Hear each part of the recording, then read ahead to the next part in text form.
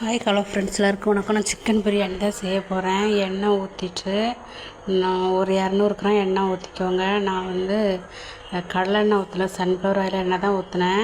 பட்டை கிராம்புலாம் போட்டுட்டு அப்புறம் வெங்காயம் ஒரு 6 பெரிய வெங்காயம் போட்டு நல்லா வதக்கியாச்சு. பச்சை மிளகா போட்டு வதக்கியாச்சு. அப்புறம் தக்காளி போட்டாச்சு. தக்காளி போட்டு வதனதுக்கப்புறம் தான் நான் இஞ்சி பூண்டு போடுவேன்.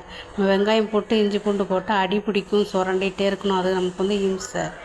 அதனால் தக்காளி போட்டு வதக்கிட்டு தான் இஞ்சி பூண்டு போடுவேன். நான் இது ஒரு வீடியோ பார்த்து தான் தெரிஞ்சுக்கிட்டேன். அதுக்கு முன்னாடிலாம் நான் ஃபஸ்ட்டு தக்காளிக்கு முன்னாடியே இஞ்சி பூண்டை போட்டு சுரண்டுவேன். அப்புறம் இப்போலாம் தக்காளிக்கு அப்புறம் தான் இஞ்சி பூண்டு போடுவேன். இது மஞ்சத்தூள், மிளகாத்தூள், இஞ்சி பூண்டு, தயிர்லாம் போட்டு ஊற வச்சுருக்கேன்.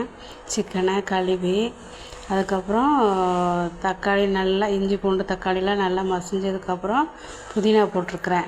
வெங்காயம் போடும்போதே ஒரு 5 பச்சை மிளகா முழுசாகவே போட்டுட்டேன், கீரிலாம் போடலை. பச்சை மிளகா ஒரு வாசனைக்கு தான். நம்ம மிளகாத்தூள் போடுவோம், கடையில் வாங்கின பிரியாணி மசாலாவில் தான் நான் போடுவேன். அதிலே காரம் அதிகமாக இருக்கும். பாருங்க, தக்காளி போட்டு வதக்கிட்டு இஞ்சி பூண்டுலாம் போட்டு வதக்கிட்டு சிக்கனை போட்டாச்சு. நான் கடையில் தான் பிரியாணி மசாலா வாங்கியிருக்கேன்.